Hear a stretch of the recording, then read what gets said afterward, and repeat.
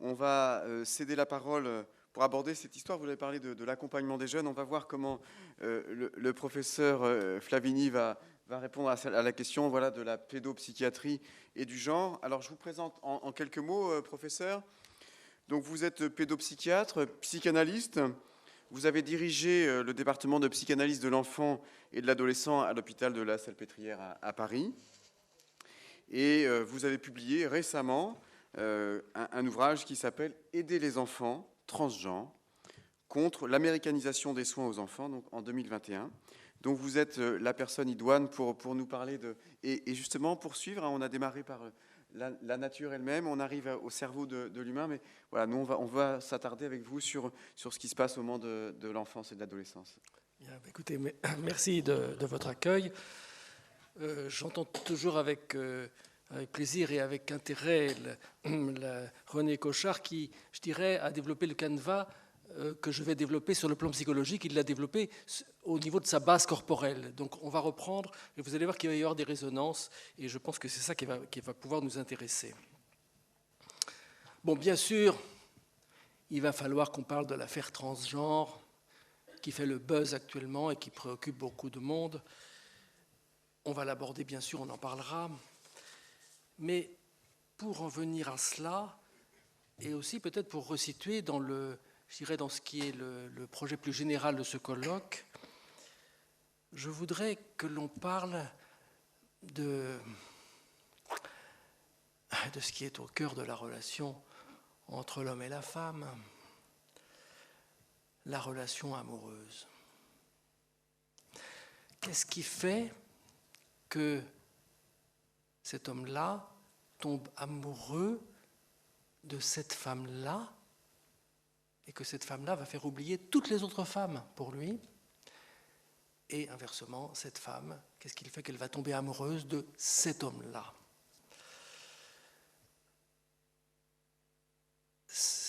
Qu'est-ce qui fait que donc cet homme, cette femme vont devenir pour l'autre l'élu de son cœur, disons? Je dis l'élu parce qu'il va y avoir une élection. Et qu'est-ce que la psychologie peut apporter pour comprendre ce qui fait cette élection? Alors, comme toujours en psychologie, il faut revenir à l'enfance pour comprendre ce qui fait les bases de la psychologie. Et ce qu'il faut là percevoir, c'est que l'enfant constate la différence des sexes. Il y a des garçons, il y a des filles, mais il n'en comprend rien. Il n'en comprend rien au niveau de ce que ça pourrait représenter. D'ailleurs, les garçons et les filles se séparent assez volontiers sur les cours d'école. Ils ont plutôt tendance à se séparer. Ils se dénigrent d'ailleurs aimablement. La seule idée qui les taquine, qui les tourmente, c'est que, il y a un papa et une maman. Ils ont bien compris que la maman avait été une petite fille et que le papa avait été un petit garçon. C'est cela la représentation, mais très floutée, qu'ils ont pour comprendre ce qu'est l'enjeu de la différence des sexes.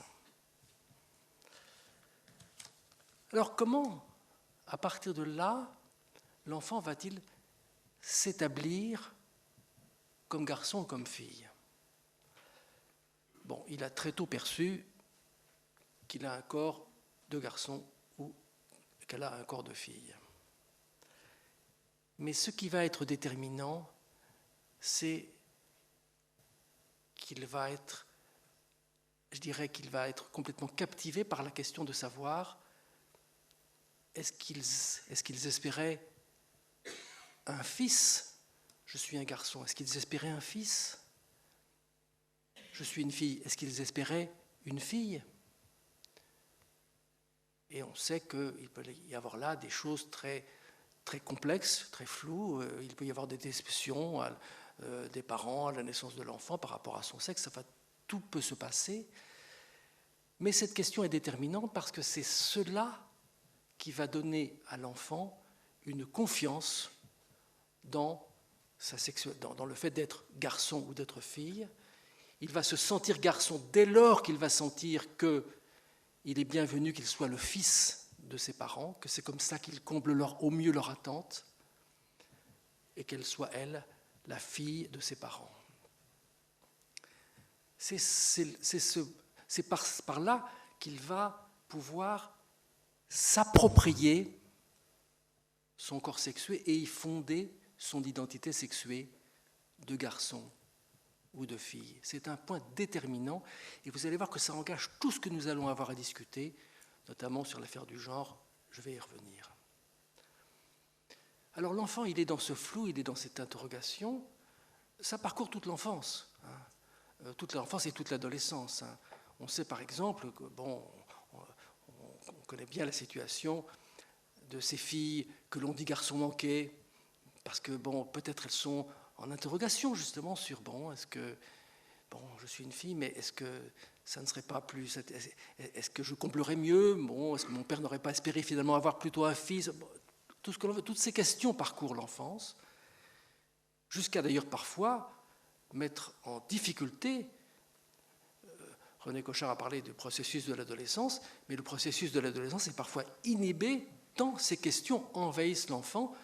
C'est ce que l'on sait de l'anorexie mentale de l'adolescente, par exemple, où, je dirais, il y a un processus psychologique qui bloque le processus physiologique de l'adolescence, arrêt des règles, absence de croissance de la poitrine, etc. Ce qui se passe dans l'enfance, c'est que l'enfant va chercher à s'approprier ces deux données de base de la vie, pour lui, qui sont ses parents et son corps sexué. Et les deux questions, évidemment, se mêlent.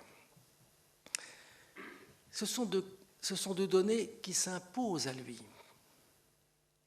Comment est-ce qu'il va se les approprier? Comment est-ce qu'il va en décider? Car c'est de ça qu'il s'agit. Eh bien, c'est grâce à la romance que l'enfant va déployer dans sa vie imaginaire. Et cette romance est essentielle, puisque c'est là que naît une pensée enfantine de rêverie, mais qui permet de brasser tous les possibles. C'est ça le privilège de l'enfance, c'est qu'on peut tout brasser, on peut tout imaginer. Et imaginer des parents bien mieux que ceux qu'on a. Et l'enfant ne s'en prive pas. C'est la romance adoptive, bien connue, qui a déjà été décrite par Freud, mais que l'on retrouve beaucoup dans les parcours des enfants ou des adultes.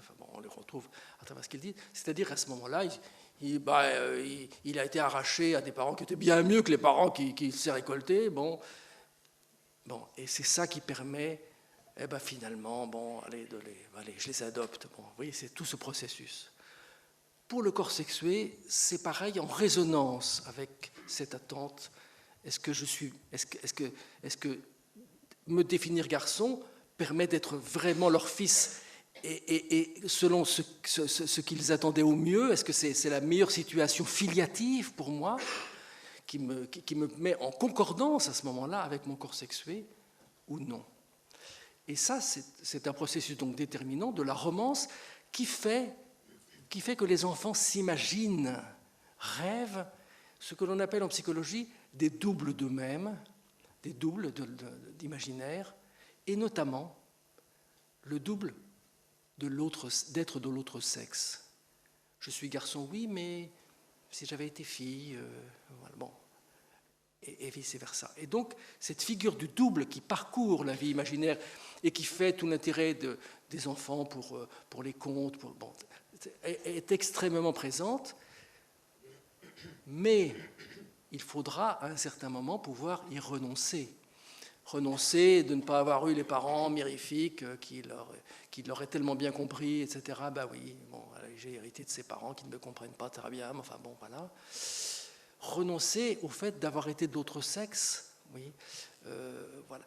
Et à ce moment-là, ces représentations vont s'enfouir finalement, parce que pour se camper, en quelque sorte, dans la réalité de ce qu'il vit, il faut pouvoir renoncer à ces vies imaginaires. Alors c'est plus ou moins facile, et vous avez tout de suite compris ce qui se passe dans l'affaire transgenre, c'est la difficulté de renoncer à ce double imaginaire de l'autre sexe, mais j'y reviendrai.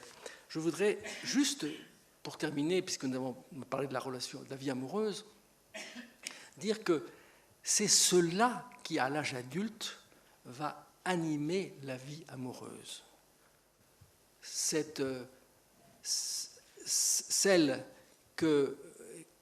dont je tombe amoureux, c'est qu'elle incarne cette figure de moi-même qui eût été de l'autre sexe.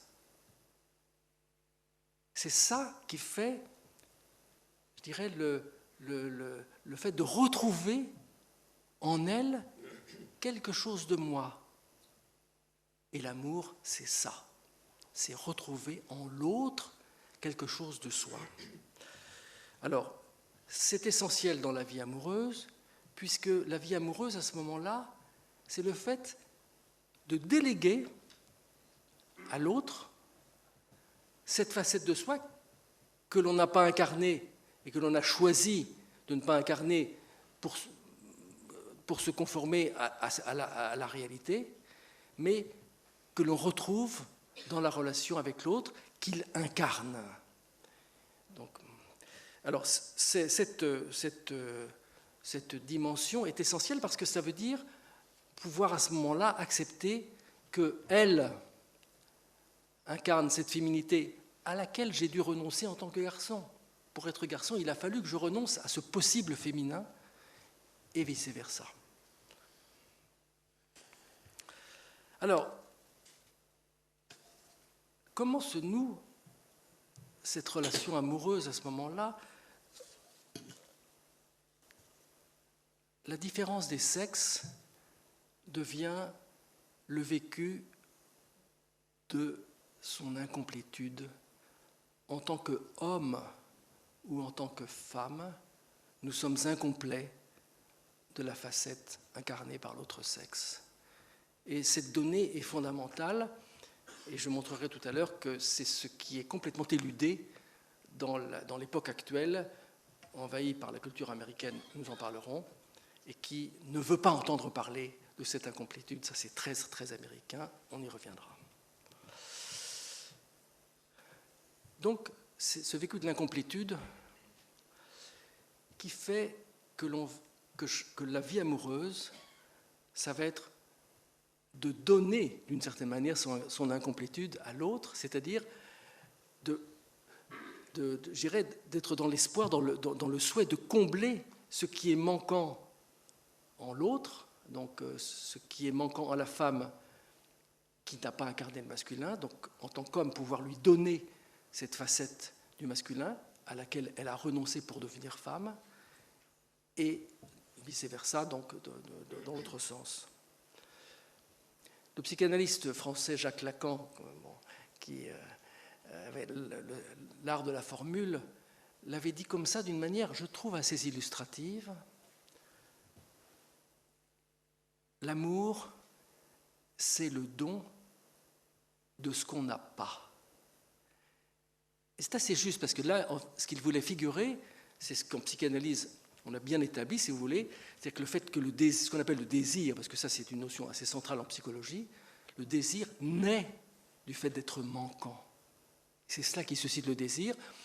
Dans le désir, je dirais de trouver chez l'autre ce à quoi on n'a pas accédé ou à ce à quoi on a renoncé, et dans le désir de combler l'autre de ce qu'on lui donne.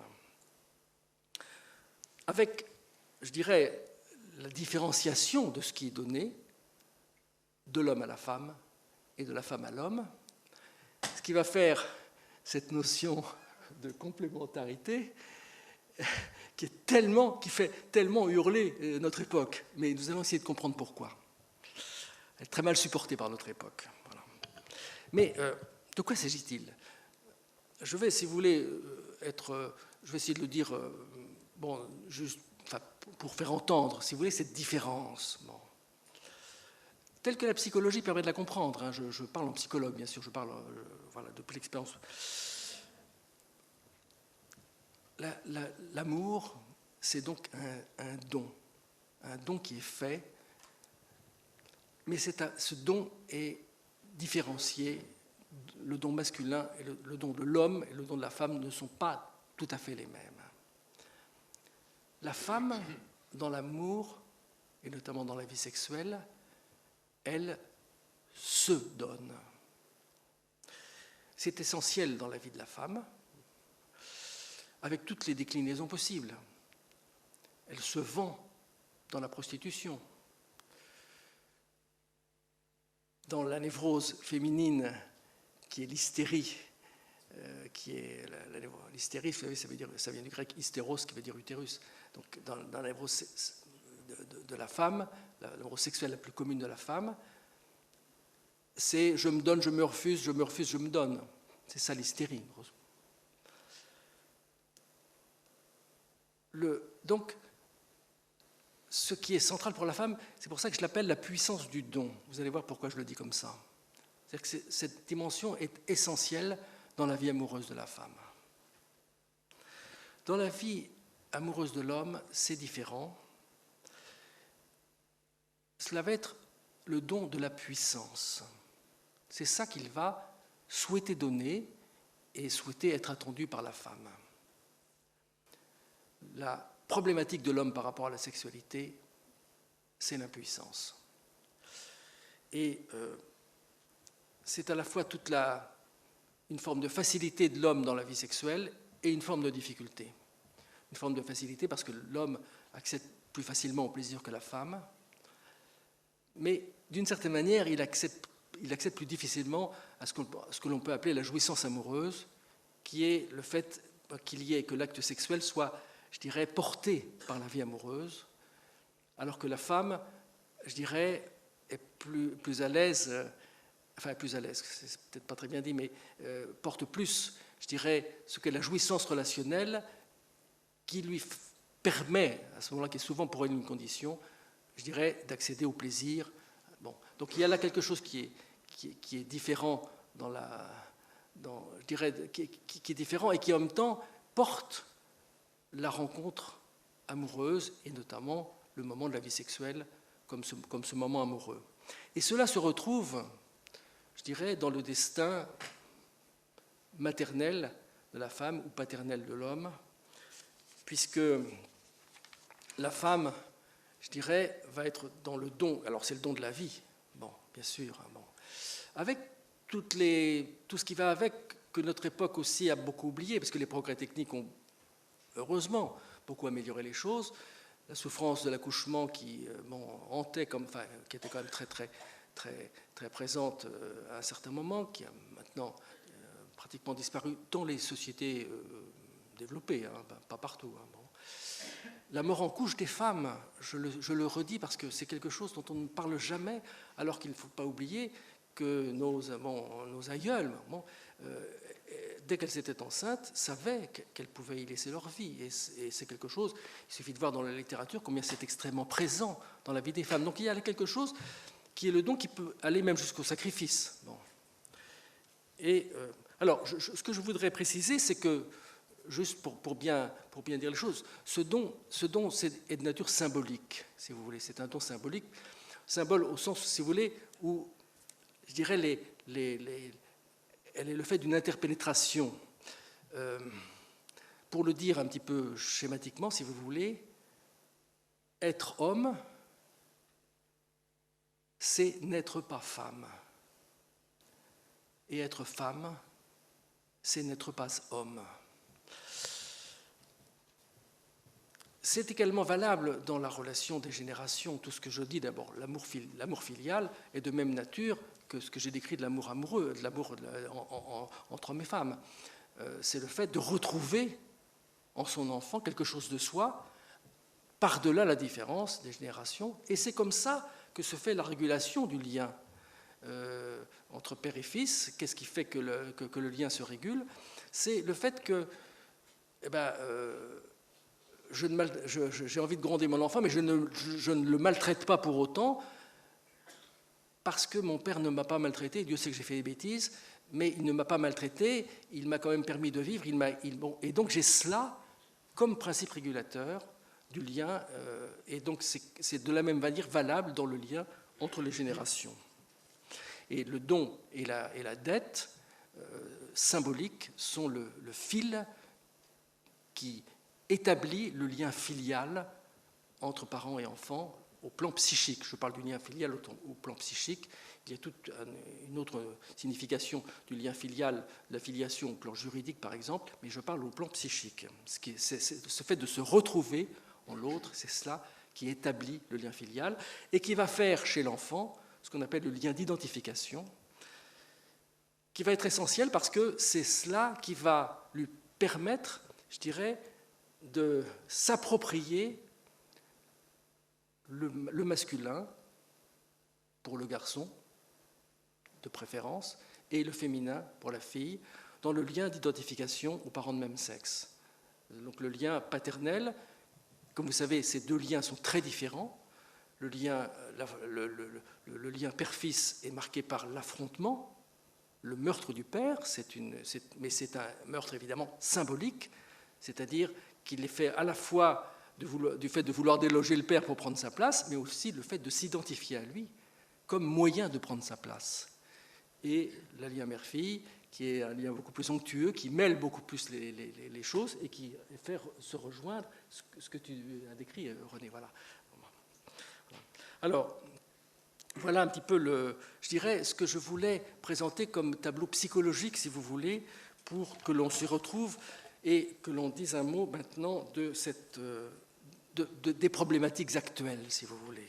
Parce que ça, j'ai décrit un tableau qui est effectivement les situations où se crée, alors on va reprendre les mots actuels, une congruence, c'est-à-dire qu'effectivement l'enfant est parvenu à travers cela, se sentant suffisamment, je dirais, être bienvenu comme fils de ses parents, s'étant adapté en tout cas à ça, il est parvenu à s'approprier et à pouvoir dire « mais oui, je suis un garçon, bien sûr je suis un garçon ». C'est ça. C'est ce processus-là qui permet d'avoir cette confiance, de dire, évidemment, bien sûr, c'est comme ça. Voilà. Bon. Et ça n'est pas toujours comme ça. Voilà. Alors, ce que nous signale cette fameuse affaire transgenre, c'est deux choses. C'est d'une part que ça n'est pas toujours comme ça. Il y a des situations où l'enfant a l'impression qu'il serait peut-être mieux venu pour être aimé, ce qui est le but de tous les enfants. Peut-être d'avoir été de l'autre sexe. L'autre raison, c'est l'affaire américaine, je vais y venir. Mais je voudrais juste dire par rapport à cela, vous avez peut-être vu et été interpellé, parce que c'était le but, cette émission qui s'appelle Petite fille, un documentaire qui a été diffusé, et qui illustrait bien, je crois, ce que j'essaye ce que je vous propose, ce que j'indique là, si vous voulez. C'était une consultation d'un garçon de 8 ans, présenté avec des petites bouclettes, voilà. Et je ne sais pas si vous vous rappelez, mais il y avait quelque chose de très important qu'à mon avis, ma collègue pédopsie a passé à côté, mais ça c'est un débat entre nous, entre les collègues. Mais la maman, à un moment, disait très clairement qu'elle avait tout le temps de la grossesse rêvé d'avoir une fille.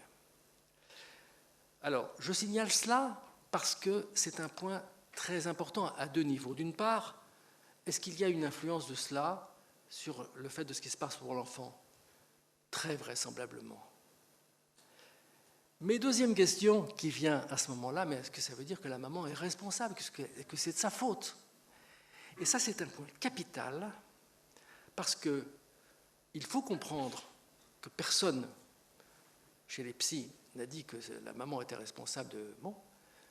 Et effectivement, nous reconnaissons, nous, qu'il y a des influences entre parents et enfants, parce que sinon, j'allais dire, quel serait l'intérêt d'être parent si on n'avait pas d'influence sur ses enfants? Mais c'est un point capital parce que la psychologie américaine ne veut pas entendre parler de ces influences, parce qu'elle estime, je vous passe les détails, mais je vais un peu vite, mais parce qu'elle estime que si on dit cela, on accuse les parents. C'est insupportable pour la psychologie américaine, et c'est ce qui fait actuellement la famille américaine. Vous avez vu les familles branchées, qui sont souvent illustratives des mouvements de société, qui refusent de genrer, c'est leur terme, de genrer leur enfant, c'est-à-dire qu'elles ne veulent pas savoir s'il est fille ou garçon avant que l'enfant le dise lui-même. Vous avez bien remarqué ça. C'est par peur des influences, c'est par peur de s'être trompé. L'enfant dirait, mais comment quoi, tu m'as appelé, tu m'as donné un nom de fille, tu m'as appelé fille, etc. Mais alors que moi je suis garçon, etc. Bon, aux États-Unis, vous savez, c'est très sérieux ce que je dis, parce que ça aboutit à des procès. Ça, c'est la manière américaine. Hein, bon. Mais dans l'incompréhension, et je dirais dans la difficulté de régulation du lien filial. Je vous ai donné une illustration de ce qu'est la régulation psychique du lien filial. C'est quelque chose que la psychologie américaine ne connaît pas. Bon, là, je vous passe un petit peu les détails, mais c'est cela qui fait ce à quoi nous allons en venir maintenant, et qui est juste, je vais essayer d'être précis mais succinct, la question du genre. Ça va ? Ça va. Bon. Alors, la question du genre, parce que, oui, il faut évidemment se mettre au clair avec ça, et on a parlé d'ailleurs tout à l'heure, je crois que c'était vous, René Cochard, qui en avez parlé, enfin, la question transgenre a été connue depuis.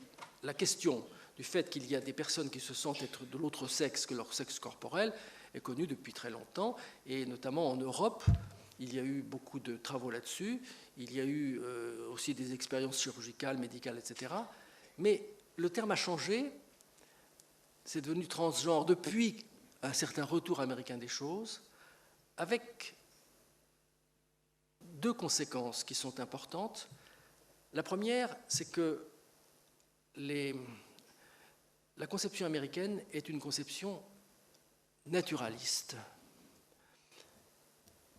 Par absence de compréhension ou par refus de compréhension, dont je vous ai dit un peu la raison, je dirais de ce qu'explique la psychologie française sur le sujet. Une conception naturaliste, c'est-à-dire la théorie du mauvais corps. Bon, il est dans le mauvais corps, voilà. Bon. Pourquoi ? Là encore, dans ce documentaire Petite fille, ma collègue, qui est à mon avis un peu trop sur la conception américaine, c'est ce que je critique et c'est ce que je lui reproche, je dirais, dit on fait des recherches, mais on ne sait pas. Bon. Ça, c'est une façon, je dirais, d'être sur la conception naturaliste, bon, et de penser qu'effectivement, il y aura une sorte de bug. C'est l'histoire d'une âme de fille dans un corps de garçon et vice-versa, qui est un peu floue, mais qui est floue par impossibilité américaine de penser une compréhension psychologique. Il faut dire que c'est compliqué de la psychologie. J'essaierai de donner juste une petite illustration de la façon dont on peut travailler ces questions, qui sont des questions à prendre très au sérieux. Hein, c'est tout à fait ça. C'est-à-dire qu'il faut vraiment prendre très au sérieux la question, mais ça ne veut pas dire qu'il faille répondre aux jeunes tels quels, parce qu'effectivement, ils sont complètement, je dirais, drogués, si je puis dire, de tous les réseaux sociaux qui leur expliquent qu'il y a une solution magique. Bon, voilà. Alors, la question du genre, la thèse américaine du genre, je vais en dire un petit mot. J'avais écrit un livre sur le sujet qui est peut-être disponible, qui s'appelle La querelle du genre, qui a une dizaine d'années, mais qui reste tout à fait d'actualité, si vous souhaitez reparcourir tout ce qui a fait cette thèse américaine.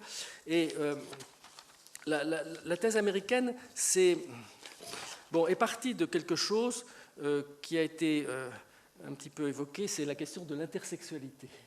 Bon, alors, je fais un petit flash et je pars aux États-Unis. Après la Seconde Guerre mondiale, grosso modo, il s'est développé des travaux sur une anomalie très rare, mais qui, évidemment, n'en est pas moins très questionnante, et qui est ce que l'on appelle Alors, l'intersexualité, c'est quoi ? Donc, ça a été l'étude d'enfants qui sont nés et à qui on a attribué un sexe. Bon, on a dit c'est un garçon, c'est une fille. Et en fait, on s'était trompé du fait d'une anomalie corporelle des organes génitaux. C'est-à-dire que des enfants XX avaient été décidés comme étant des garçons. Et voilà. Et cette anomalie a été étudiée, mais elle a aussi été étudiée en France. Et j'ai toujours plaisir à le signaler parce que c'était avec un de mes maîtres, je dois dire, qui s'appelle Léon Kressler. Nous avons travaillé à l'hôpital Saint-Vincent-de-Paul sur cette situation. Et il a écrit des articles très remarquables qui montrent quoi? Qui montrent que, oui, il y a une erreur. On a dit à des parents, ben voilà, c'est votre garçon. On s'aperçoit plus tard, parfois d'ailleurs par hasard, hein, c'est arrivé comme ça, parfois même plus tardivement, qu'on s'apercevait que les chromosomes étaient XX. Bon, et ce que Kressler a montré dans ses travaux, que je cite dans mon livre, c'est le fait que dès lors que l'enfant avait été investi comme leur fils par ses parents, eh bien, il demeurait leur fils, même avec les chromosomes XX. Bon. Alors je dis ça parce que la question s'est posée de savoir s'il fallait intervenir ou non et dans quel sens il fallait intervenir. Je reviendrai parce que c'est une affaire très polémique et on verra si on a le temps de parler, mais bon. En tout cas, les travaux américains ont à ce moment-là dissocié l'idée anatomique et le fait psychique en disant, bon, ils sont dissociés, ils ne fonctionnent pas différemment. Et donc on appelle sexe l'anatomie et gender la vie psychique. Bon, pour aller vite, c'était évidemment la porte ouverte au fait d'abord de les dissocier, puisqu'ils peuvent être dissociés, ils sont dissociés. Bon.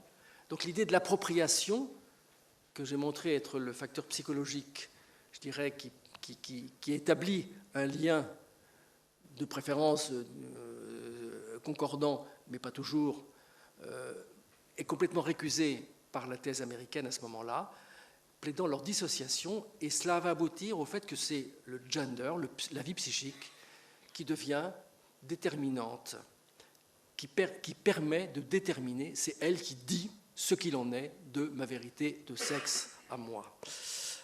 Ça, c'est un peu un biais un peu compliqué de la théorie du gender, mais c'est quand même comme ça. C'est-à-dire qu'à partir du fait qu'il pourrait y avoir une erreur, on a conclu à l'idée qu'il y aurait un arbitraire possible de la détermination de sexe, et c'est ce qui est devenu désigné comme l'assignation de sexe, l'assignation de genre. Enfin bon, évidemment, il parle de genre à ce moment-là. L'assignation, c'est-à-dire que c'est tombé sur le gamin, mais c'est tombé sans qu'il ait son mot à dire, si vous voulez. Je schématise, mais c'est ça l'idée qui a été véhiculée et qui aboutit à la notion qui est clé dans la théorie du genre, c'est-à-dire la notion d'autodétermination de genre. C'est-à-dire, moi seul peux dire ce qu'il en est. Bon.